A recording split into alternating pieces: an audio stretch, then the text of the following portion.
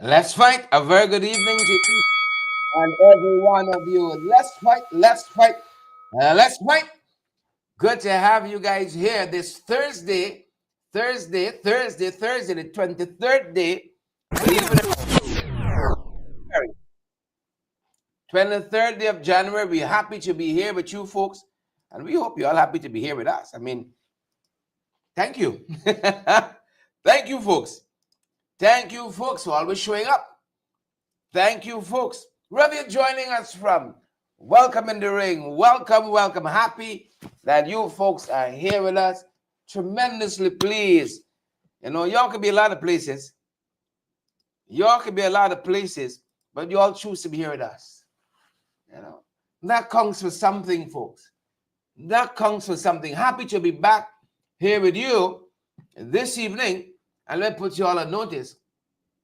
Tomorrow I am up to speak in the National Assembly. I'm going to be out. I'm going to be up early, going over my presentation. And so we're not going to have the morning show tomorrow. Forgive us on that front, please. Please forgive us. See, all these hats I wear, all these many hats I wear, you all forgive me in advance. Please and thank you, good folks.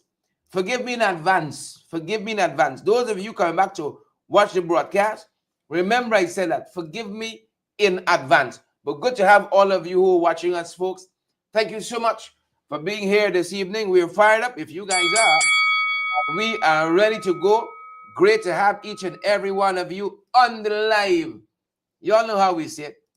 We on the live. Yvette, Erica, Lester, Sharon, Linden. Good to have you. Gwyneth Jones, come on down. The Alexis Chamley, Richmond. Angela Jordan is here too.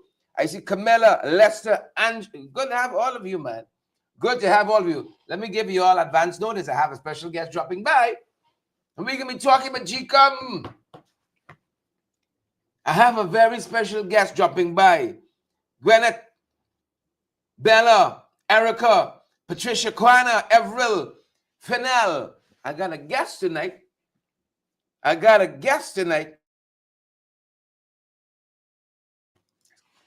Get it out of the way. Apologies there. Good to have all of you on the live this evening, folks. Great to see all of you. Welcome in the ring, folks. I want to get started. We got so much to discuss tonight. We got some dishonest, deceitful, treacherous, backstabbing folks to talk about this evening. Oh, yes. Let me the PPP. Fires of the PPP. Y'all know how it goes. One of the things when you fight car tonight. Fires. Yeah. Then we have this explosion. Kill 2 lives. So sad. So sad. We talk about that too. Now we got some things happening regionally. We got some things happening internationally as well. Trump. You vote for it. Trump. Folks, so happy to have all of you in the ring with us. Wherever you're joining us from, share the live, folks. Smash that emoji button. I got a guest dropping by tonight. Believe it or not, I got a guest. And we're going to be talking all things GECOM. All things GECOM. My Lord. When do you think GECOM can get worse? Claudette, your name calling. Claudette name calling people. She name calling. And then we got touching some international things, as I said. Y'all don't bother. You got to come back. Y'all don't worry. You got to run from ICE. Pim. It's not like you got owners. You don't have to run from ICE. You know, mass deportations. It is what it is. But I don't want y'all to behave like you got owners. You got people here looking out for you. We want foreigners. We people to hear this. You got to run scampering, keeping the kids from school. We won't leave our citizens like that. No. The opener Wherever you folks are joining us from tonight, good to have all of you here with us, folks. The opener, the opener, the opener, the opener. The opener. Please and thank you. Hoping I no sleepers tonight. Hoping I no sleepers. Right? I hoping I no sleepers. Yeah, better wake up. That's a prayer soundtrack. You got a lot of sleepers. That's a prayer soundtrack. Good to have all of you in the ring, folks. The opener. Why are boy running from scrutiny? Why are you running from scrutiny? Why is he running? Stand up, fight like a man. The only lines for change. Been talking about this feasibility study, this gas to energy project, this gas to shore. Folks, we ought to take this very seriously. This is going to be the largest single investment project in our nation's history. It used to be the failed Skeleton Sugar Factory. Thanks, Jack, you. And you wonder why we don't trust you. You knew everything. Oh, it's transformational. Oh, you can get power. You can get sugar. Oh, you can get this, that. Where we are with that now? Oh, it's we kill it too. Huh? We kill a Milo Falls. We kill the Skeleton Sugar Factory. We kill the fiber optic cable. Oh, it's we now. Why are you running from scrutiny? Huh? Why is running from scrutiny?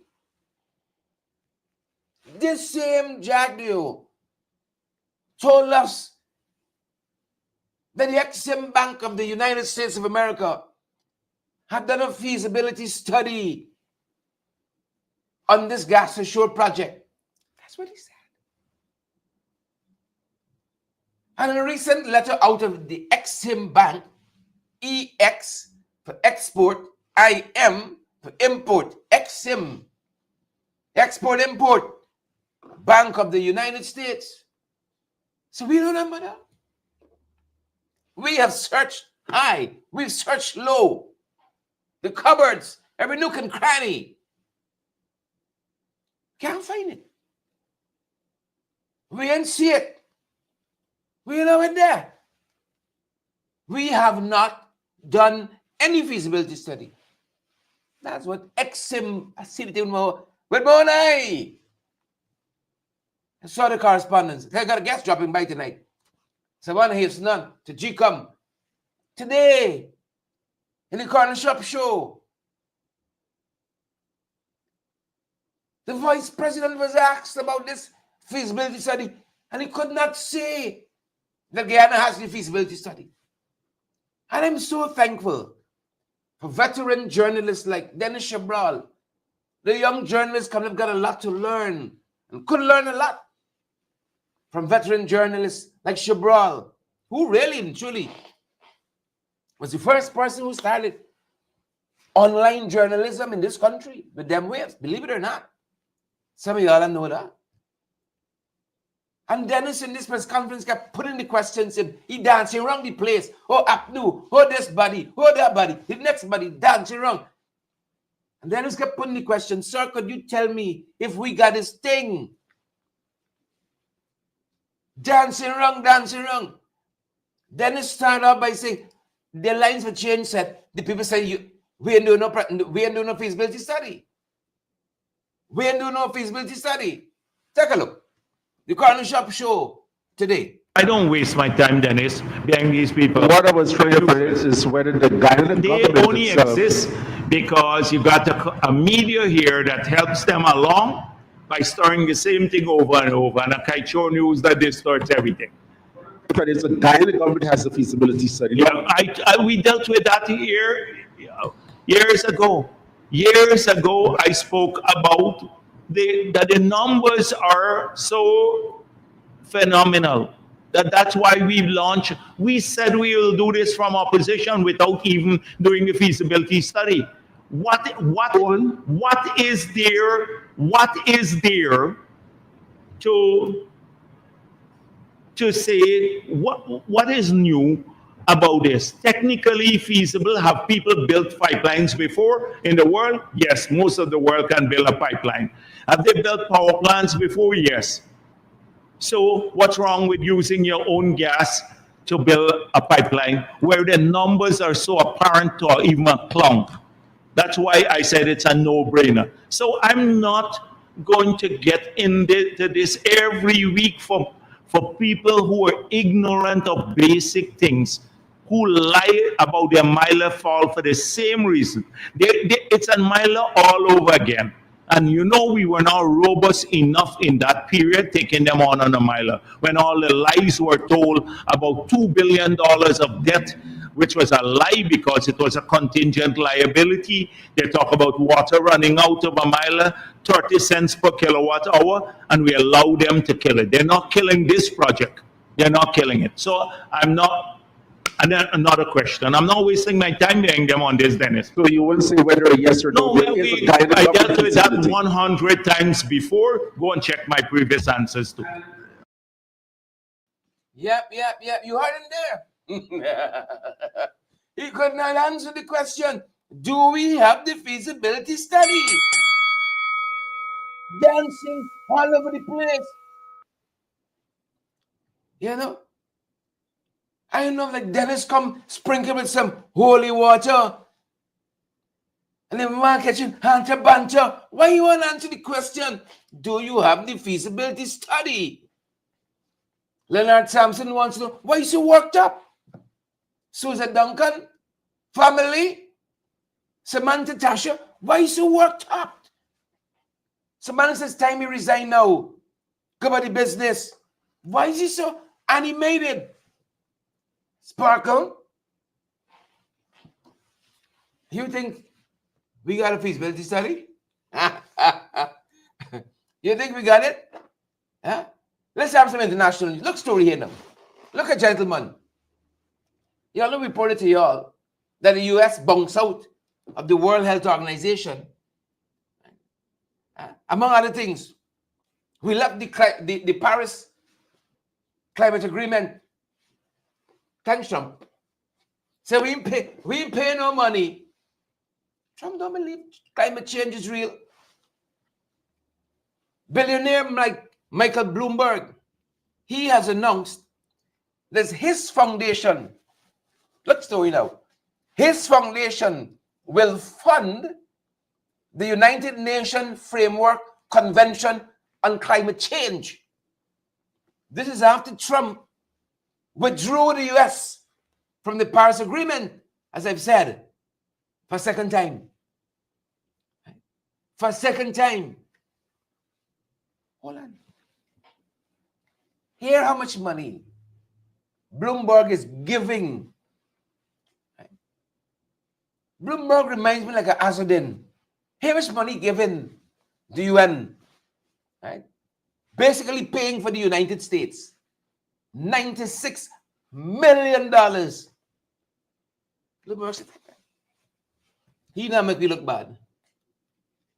He not gonna make me look bad. $96 million or 86 million pounds.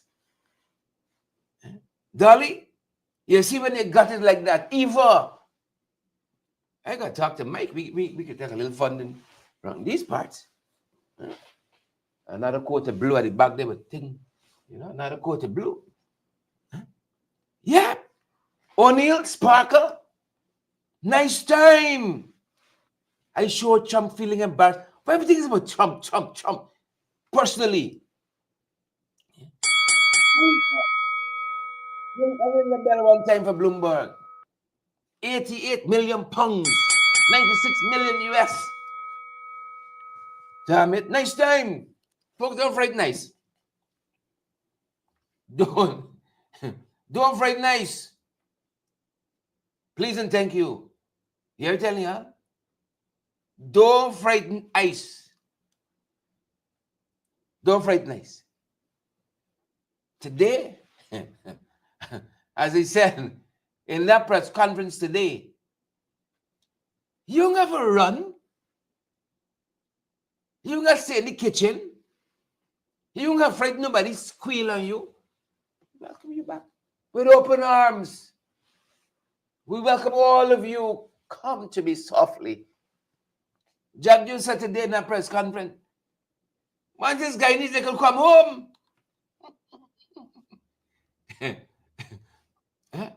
We go for today, work for them.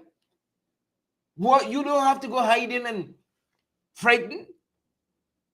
He said, you're entitled to come. You don't go frighten a damn thing. Don't frighten. Don't be afraid, folks. We're welcoming you with open arms. Open arms. Please announce. I think this is the Bahamas. Cyril George, St. Lucia rather, has appointed his Governor General substantively. 3 years the man acting. How much years? We got a Chief Justice acting. Chancellor of the Judiciary. 7+. Come on, man. Irfan. Make it right. Make it right. We ring the bell one time. Cyril Harold Charles, the substantive Governor General of St. Lucia. All the Lucians watching us. Good night to all of you. Ring the bell one time for you. So that's one thing we follow regionally, folks. One thing we follow regionally. Next up, the Ghana Trade Unions Congress, through its General Secretary Lincoln Lewis, the man himself.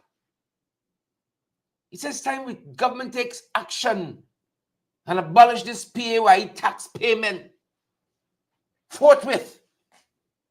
That's one of the budget measures that the Ghana Trade Unions Congress putting forward there in this budget cycle.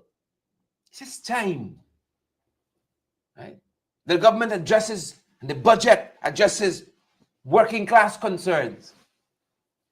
And he has called for increased tax. Increase the tax threshold. Increase it, he says. Substantively, pointing out that there's a disproportionate concessions being granted to foreign companies, and we right here, as the treaties would say, catch you with tail.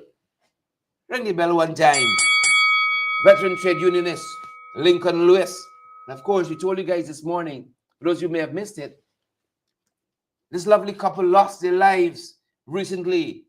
They were badly burnt, coming out of that gas explosion at Fowles on the East Coast.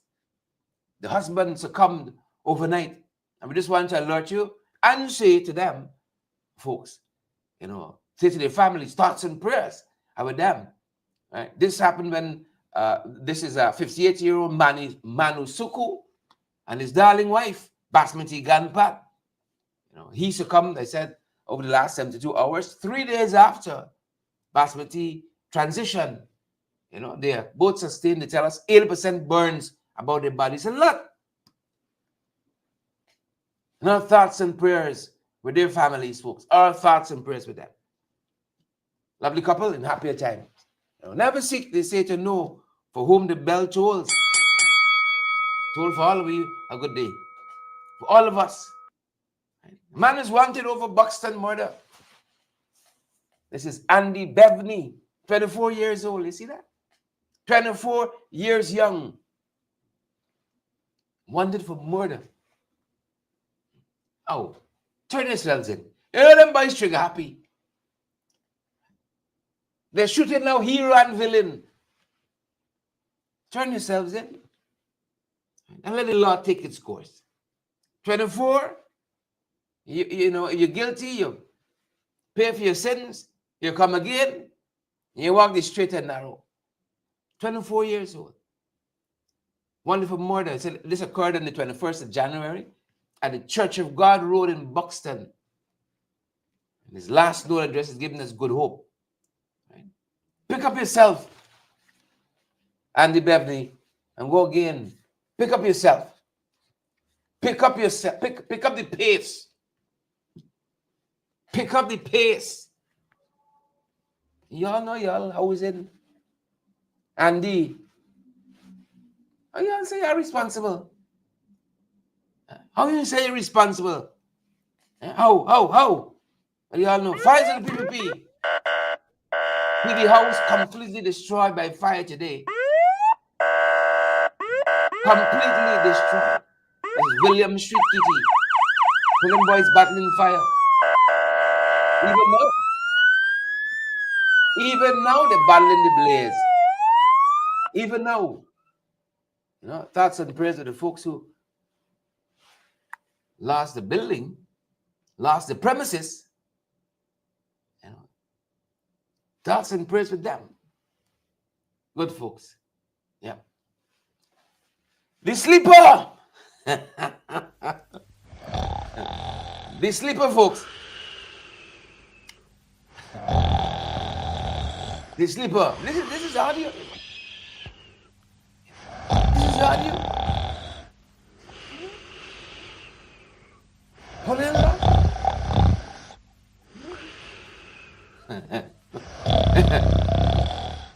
Minister Leeds, you know, we expect a little more out of minister.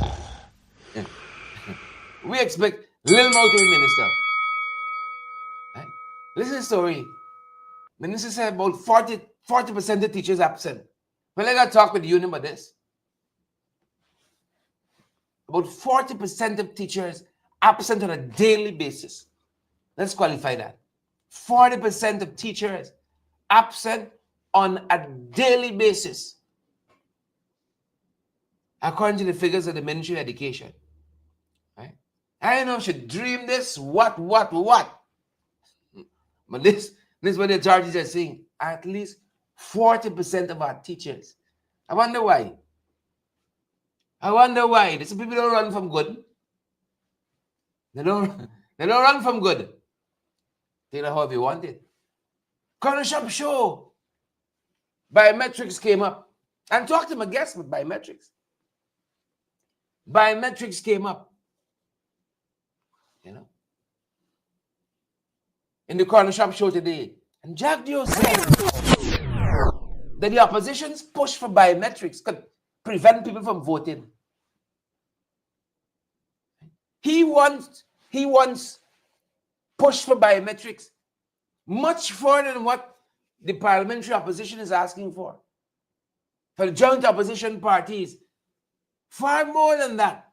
Suddenly, when is that? The AG with blackout could prevent people from voting with all this excess power supply they're claiming they have.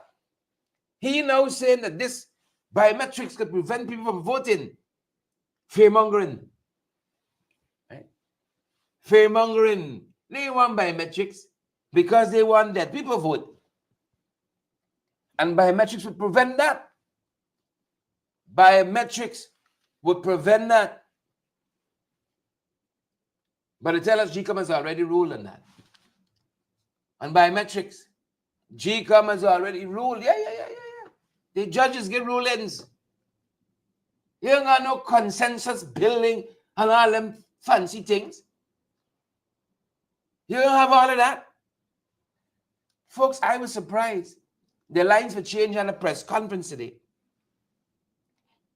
Because they had a meeting with GECOM today. And I was shocked at some of what came out of that press conference based on their engagement, the lines for change with GECOM today. I was shocked at. Folks, in 2020, several observer missions made reports, recommendations as to what should happen to make GECOM more efficient, credible, and valid.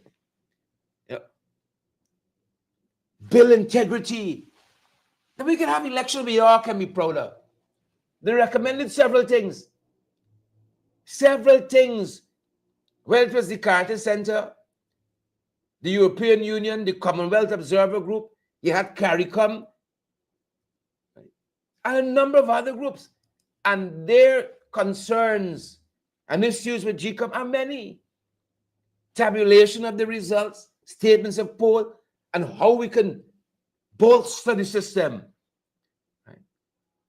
Clearer roles for the deputy returning officers, accessibility to polling station, a whole number of things. Good folks. A whole number of things. I was surprised when I heard coming out of that Alliance for Change press conference today. And that's why I invited tonight, so we can talk about their engagement with the Ghana Elections Commission. Invited the leader of the Alliance for Change. The leader of the Alliance for Change. Talk about GECOM.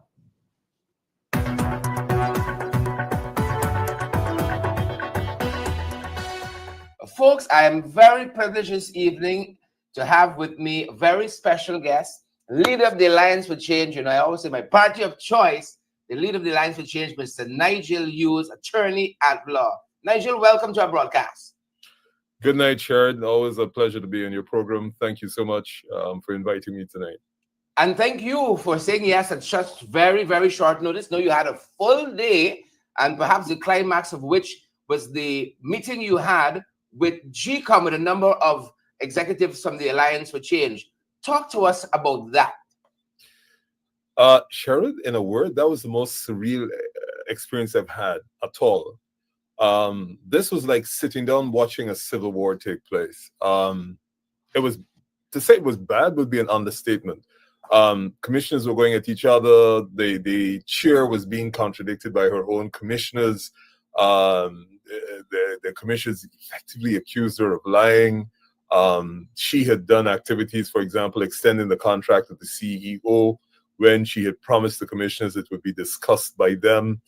Oh, it was bad. Bad. I mean, if you wanted confirmation that they are incapable of managing the electoral process, I wish they would release the recordings. I mean, you wouldn't even have to listen to my interpretation. You could just listen to the recordings. It was bad. We actually had very colorful language coming from one commissioner during the course of the meeting. So it was that bad. So, we all saw the last press conference that came out of the Ghana Elections Commission, GECOM, and that was a horrible, totally horrible press conference. Was today maybe an off day like that last day, or do you think this is the modus operandi of the Ghana Elections Commission? It seems to me it's the modus operandi. It seems that this is standard. One commissioner says this is what we did. They don't refer to minutes for verification.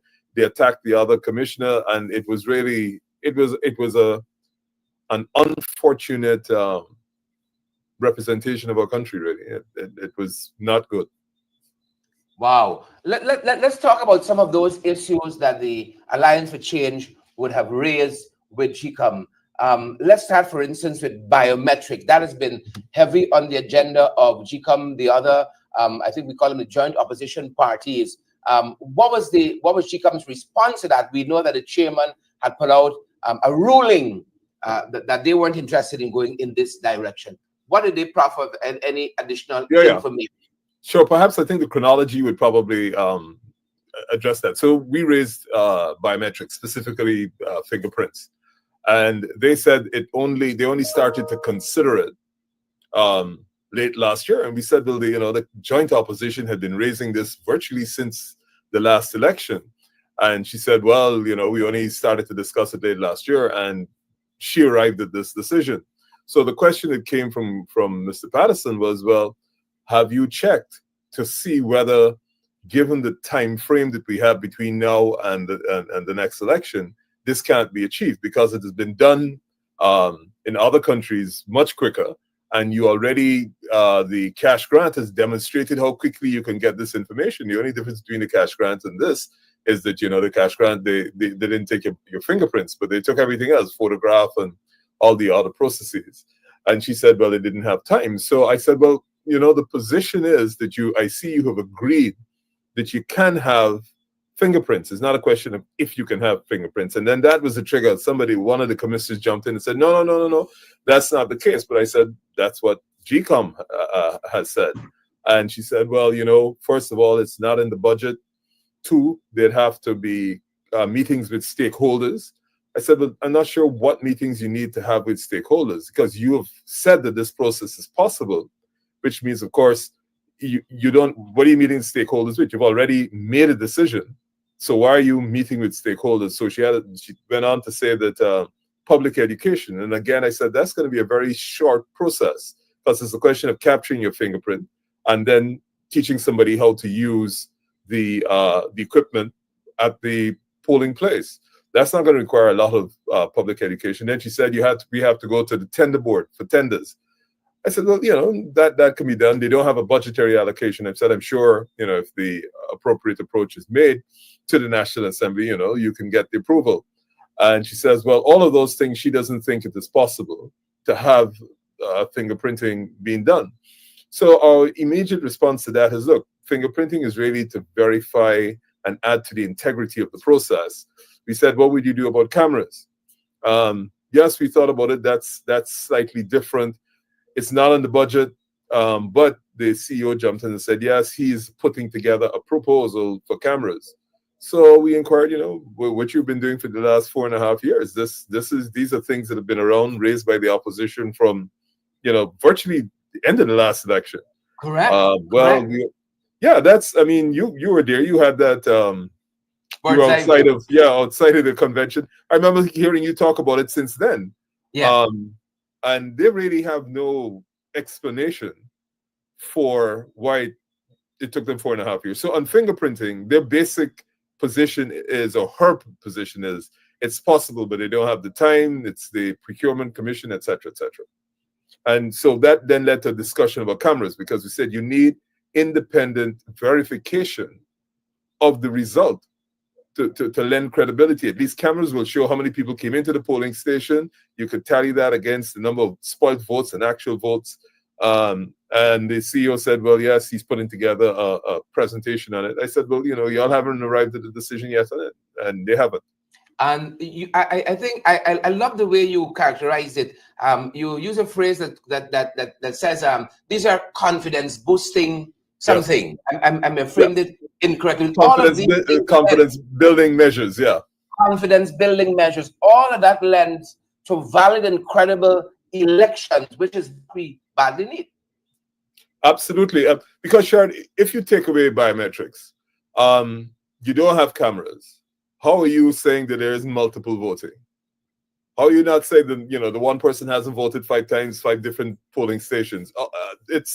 There literally is no independent verification. And as we explained to them, observers only get there a week before elections. What happens during the pre-electoral process?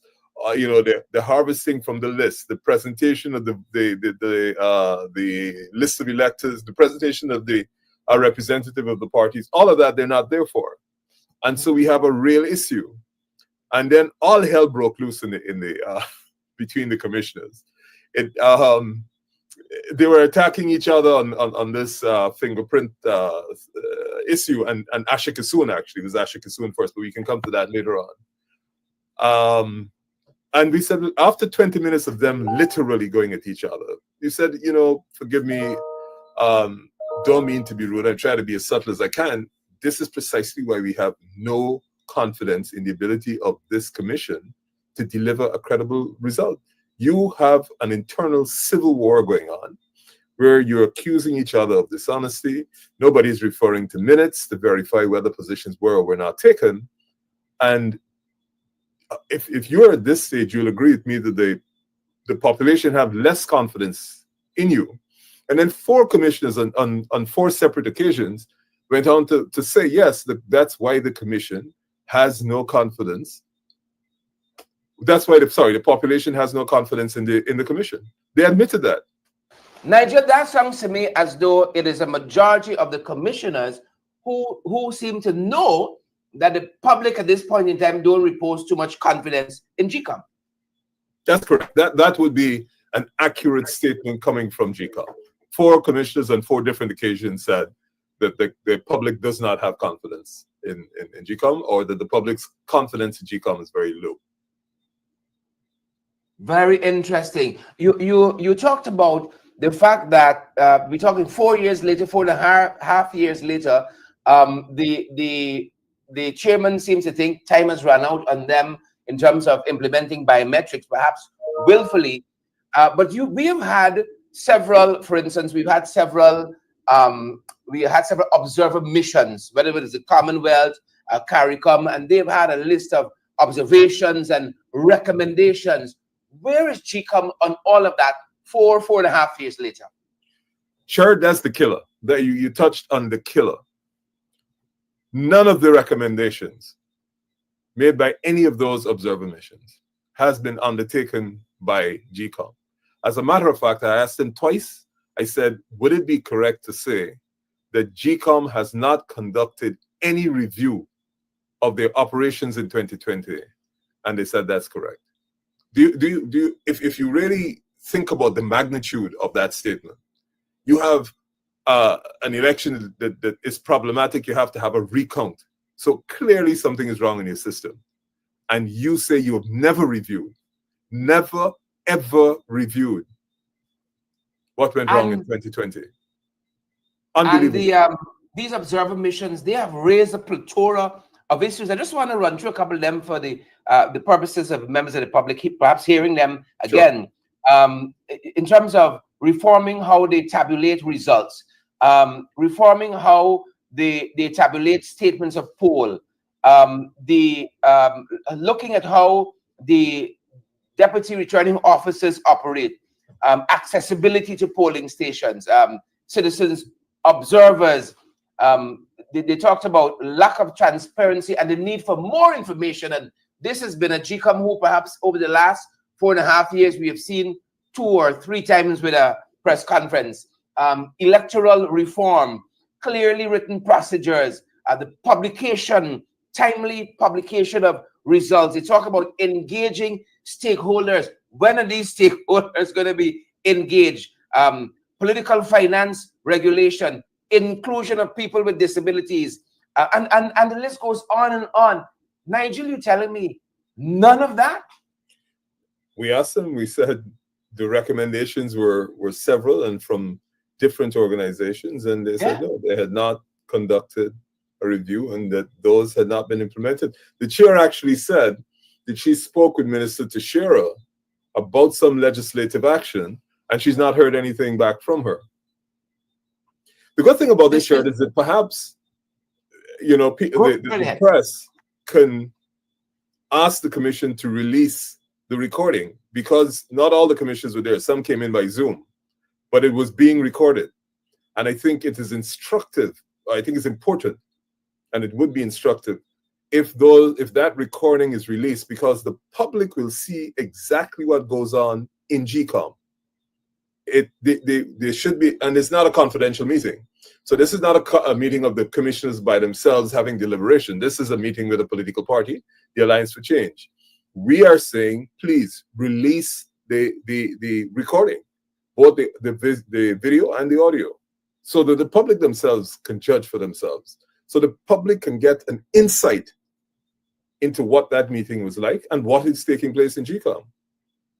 I'm sure the meeting was recorded by other people, but I think GECOM ought to release that recording of it.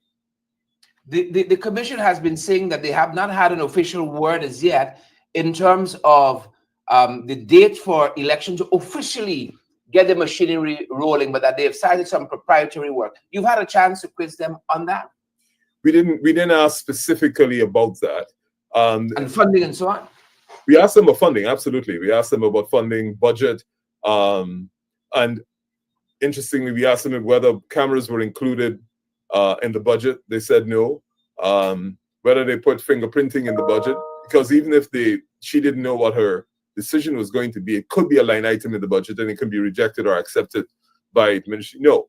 And so on budget, we asked them if they had any complaints, and they said they had none at the time being. They had put in a budget, but it didn't include cameras or fingerprinting. Wow. We did talk about the fact that the non-implementation of all these recommendations and observations by these international observer missions have not been implemented. Even though this is a government that loves to talk about how rigged, quote unquote, the last elections were, you would think that they'd be rushing to reform GECOM. They talk about it being insulated against anything close to rigging, but yet none of the observations and recommendations from these international institutions have been done. What is interesting, and we've already said that can I stop that you is for a minute? mind-boggling. Great Can I ahead. just stop you for a minute, Chair? You know, it was absolutely mind-blowing. They spoke, we actually said to them, all the elections that have had problems, those problems have come from GECOM employees. If you want to go back to Voodoo and come all the way forward to 2020, it's GECOM employees. And they then went on to suggest that somehow GECOM, the leadership of GECOM, is separated from the rest of the employees. They were going to, they tried to mention Mingo, and I said that Mingo was a GECOM employee. They had the issue with the 47 ballot boxes up the East Coast. You know, the ballot boxes that had just the votes and the reports, but none all of the the rest statutory documents were not, none of the statutory documents. So we raised that, and we asked if you investigated that. No. Did you blacklist those employees? They said they were temporary employees. I said, did you blacklist them from ever being employed again by GECOM? No. So it's possible that they participated in the local government elections. Yes. And they somehow tried to suggest that they're not GECOM.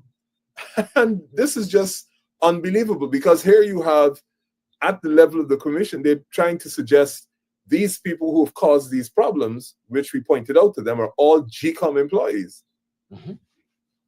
And what is so fascinating, Nigel, about that whole process is that all of the villages, as we touched on, quote unquote rigging, all of those communities along the East Coast that traditionally vote APNU AFC, all of the documentations were in the boxes, and these 47 were from polling stations that traditionally vote PPP. That's another fascinating part of this whole thing.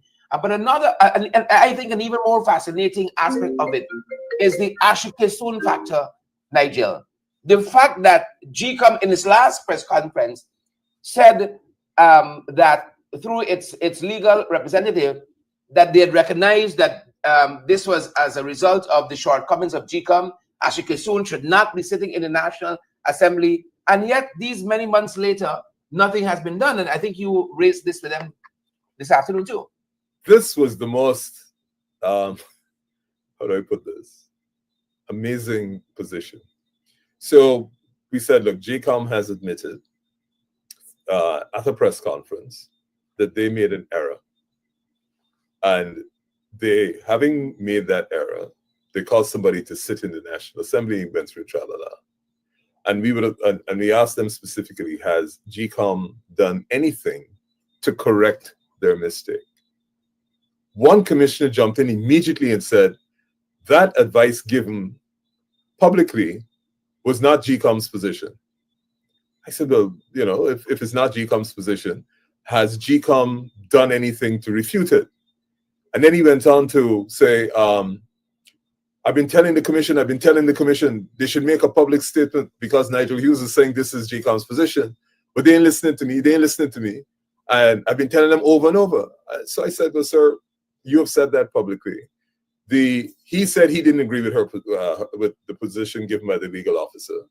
Another commissioner got in and said, no, not only did he agree with the position of the legal officer, he went on to say that there was clear fraud committed by Ms. Kisoon, and that the CEO of GECOM said this several times, was negligent because he didn't check the list, or if he did, he was willfully blind because it didn't comply with the law. Only 8 persons, instead of half of the members on the list, ought to have been there. And he said this has been raised repeatedly in the commission with a view to taking sanctions against the person who was responsible and who facilitated that. And that the chair of the commission has repeatedly refused to permit a discussion on it. So he went even further. He was saying, look, this was a clear case of fraud. It was evident that the statutory requirements were not followed, and that this has been raised repeatedly by him.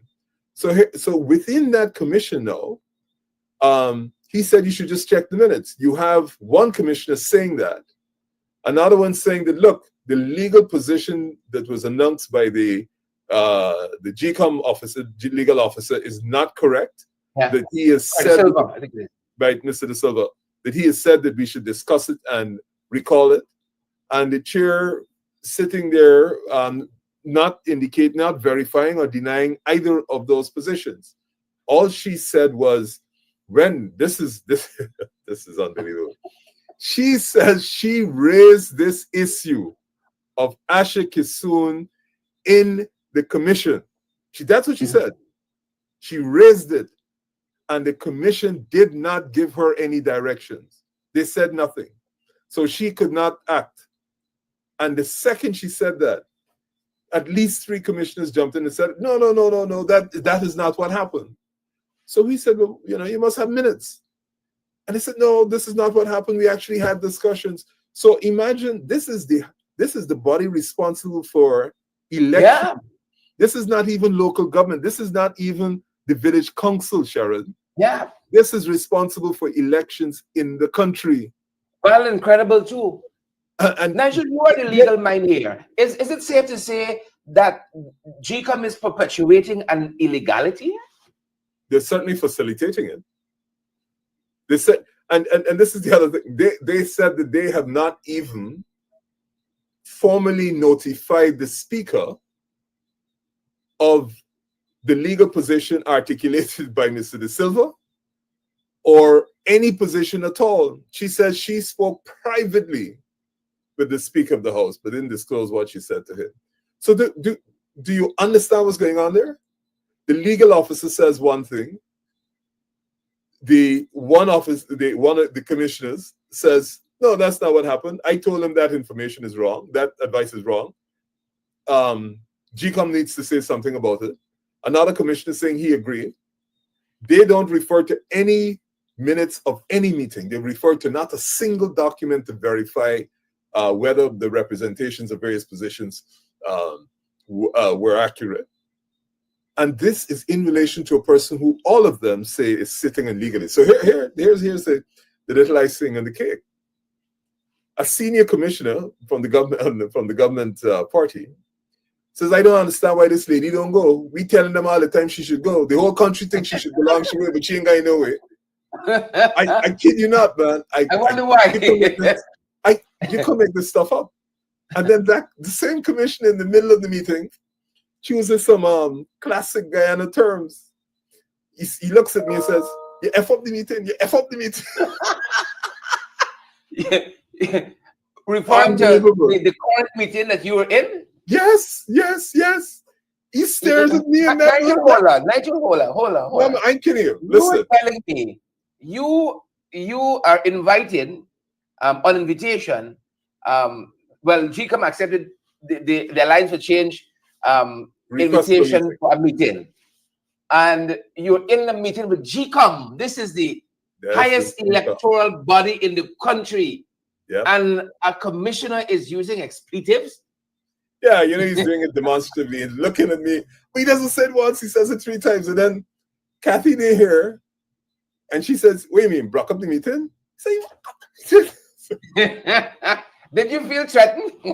No. It wasn't said. It wasn't said in that kind of way. No, not at all. It wasn't meant as a threat. Wow. It was just like a commentary. This is in the middle of all the madness going on. He says this because by that stage it became evident that this was a madhouse. This was a complete madhouse. At that stage, people are shouting at each other. Commissioners doubting what the other one said, blah blah blah, and it was evident it was a madhouse. So shortly after he said that, I said to the chair in the commission that it is evident that just based on the last 20 minutes in here, why we don't have confidence, and nobody should have confidence in their capacity to run the elections. I really believe, Sharon, there should be a call to release the audio-video recording. It's not a confidential recording. We were there. This is not the commissioners' meeting. Release it so that we can't get accused of inaccuracies or misleading the public. I asked that they release it. Let them buy a 2.5-hour slot and play the whole meeting. I would raise funds for it. Let them bring it to your program and play that meeting. I'll play for free. Nigel, but this is interesting. I want to come back to what you talked about in terms of this engagement with the GECOM chair informally, and the Speaker of the National Assembly. And I think part of what the Alliance for Change says, that the chairman says, is that she had no mandate from the commission to pursue this matter. But there's an allied issue that links back to this that I want to raise: the reappointment of the CEO, right, Vishnu Prasad. Because it seems to me, from listening to the press conference today, that the commissioners had the idea that this was something that the commission at least would have had to discuss first, and then a decision was going to be made. Talk to us about that. But the point I really want to come to is that it seems to me that conveniently the chair takes a position on her own, and then in another instance, she has to get guidance from the commission. It's fascinating. Yeah, that to me was perhaps the piece de la resistance. This was the real unbelievable bit. So we asked her, what is the status? We know that the contract of the CEO has come to an end, and what is the status of the contract? So she kind of tries to say, well, it's been renewed. So I said, was that a commission decision? And she says, no. I took that decision by myself. So I asked, for what period of time was it renewed? 3 years. And Commissioner Alexander immediately came in and says, Madam Chair, that is unbelievable. You, up to Tuesday, said that this matter would be discussed in the commission, and that there would be appraisals, etc., etc. I am hearing for the first time that his contract has been extended for 3 years. Do you believe that? That commissioner said that was on the agenda up to Tuesday, and she says she took it upon herself. Must be, I assume, after Tuesday, because I can't imagine it being on the agenda for Tuesday and she had already extended the contract. But she took it upon herself to extend this contract for 3 years of the CEO unilaterally, and does not bring it to the commission for discussion after it was, as represented by Commissioner Alexander, on the agenda on Tuesday, with an undertaking that there'd be appraisals, etc., etc. So do you see the kind of conduct that is being carried out and executed by the chair, and do you see the organizational chaos that is taking place? Because this person, his contract comes to an end, and it obviously goes on the agenda for GECOM, and the chair clearly goes behind the back of the commissioners and extends it for 3 months when it was scheduled to be discussed, and it wasn't. Now, if that happens with something that is as significant as the contract for the CEO, imagine what is happening with other operations, and how many perhaps secretive decisions are being taken unilaterally that the commission may not be aware of. Because had it not been for our question this afternoon, the commissioners would not have been aware, as at the end of today, that she had extended the contract not by a month, but by 3 years, which is through this entire election cycle. That, to me, is frightening stuff. And this is a commission that is expected to produce, in all this chaos, through all this chaos, valid and credible results in one of the most anticipated elections, perhaps, in our lifetimes. It is quite interesting. It is mind-boggling. It is shocking, all in one, Nigel. It really, if you think about that, Jared, and you've just touched on it, not touched on it, you've actually mentioned it. These elections are perhaps the most consequential that we're going to face. And everybody wants a credible result. We pointed out to them that from the time this country has had elections, we have never had a concession by the side that is supposed to have lost, because every side at every election has a problem. And therefore, the integrity of the election is paramount. At least you must have a process by which everybody feels that they can place some level of credibility on the integrity of the count. And this organization has just said, no, we don't want fingerprinting, which would add some significant confidence to the result. No, they don't. They've not put cameras on the budget.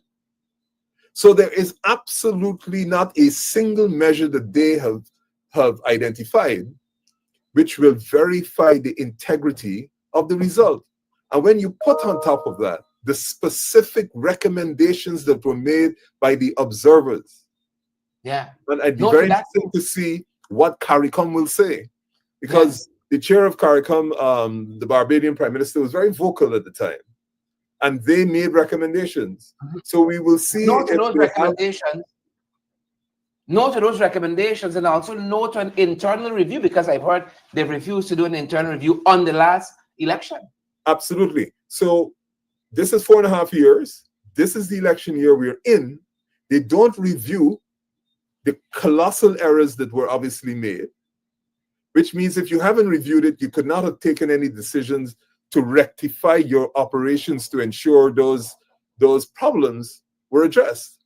You have specific recommendations from the observers, which you completely ignore 4.5 years in.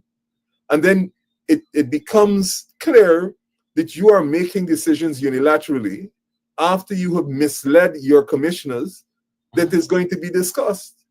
That is I can't see anything good coming out of that process. Let me put it that way.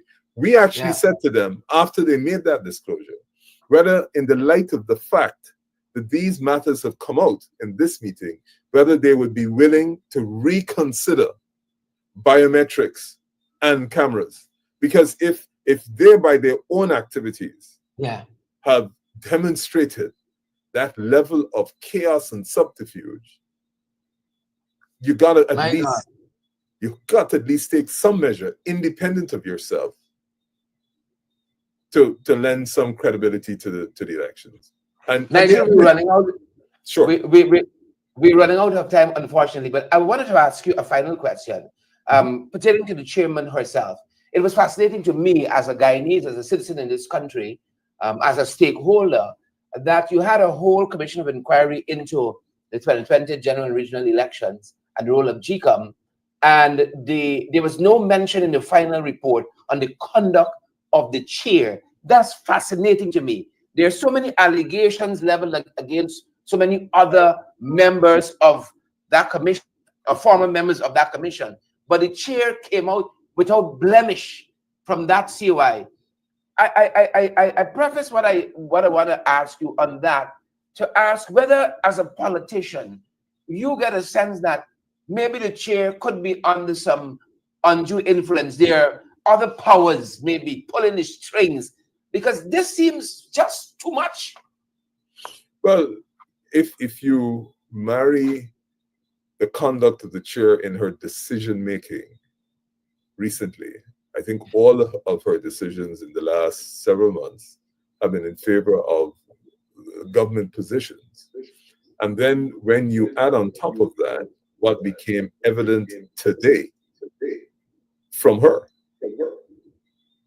that all is not well. Let me put it that way. All is not well. And we did say to them, our closing remarks were that based on what we witnessed today, we believe that they are incapable of holding credible elections. Wow. Let's leave it on that note. I wanted to ask you about APNO AMC relations, but we're out of time. So feel free to come back and we talk about that at some other time. Thank you so much, Nigel, on short notice for coming on and to bringing clarity to the engagement with the Alliance for Change, of which you are the leader, and the meeting with GECOM today. Thank you so much. Thank you, and good night.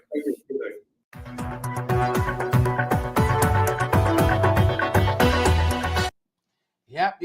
There you have it, folks. Thank you so much, Nigel, for coming by and really, truly bringing clarity to that engagement again with GECOM. And thank you, folks, for joining us. That's going to do it for us this evening. Kim and Bantu King and Kevin and Ronel and all the other folks joining us this evening. It's always a privilege to have you guys here with us. Thank you guys. Audience this evening, Ewart and Lester, Lucille and Pamela, Pinky, Marcia, Yvette. Good to have you, Shireen. Good to see you on the live as well. Making sure my audio on this evening. Last night, I don't know what happened, and the audio just went before we were totally finished. Gloria, we see you there, and Ralph and Candy. Good to see you on the live tonight. And all the other folks, share the live before you go. Smash that emoji button. Folks, we had 3,500 people watching us live. We got 3,300 right now. Y'all haven't gone to bed yet. Drink a little porridge, catch the washroom, and tuck in. Yolanda, Jason, I see you there. Good to see you, Jason. Claire, let's swing. She got to swing out now. Right out. Bella Mona, Ingrid Austin, folks. We keeping it locked and loaded for you guys. Just for you guys. And before we rush up, ensure that you partner with us to keep us going. You know, that's how we do it here. That's how we do it. We ain't get a subvention yet from the powers that be. We ain't get a subvention yet. It's because of your good graces. We keep going. Yeah, that's how we do it here, folks. Thank you guys so much. We're going to see you guys in the next one. We're going to be off tomorrow morning, but we're going to try to be back tomorrow evening to wrap up the week with you guys. Thank you guys so much. That's our time, and that's our program. We are off in the morning. Please and thank you. But we're going to be back tomorrow evening, all things being equal, to wrap things up with you guys. Right? Tomorrow is Parliament. We're going to see you guys at that end. Stay safe.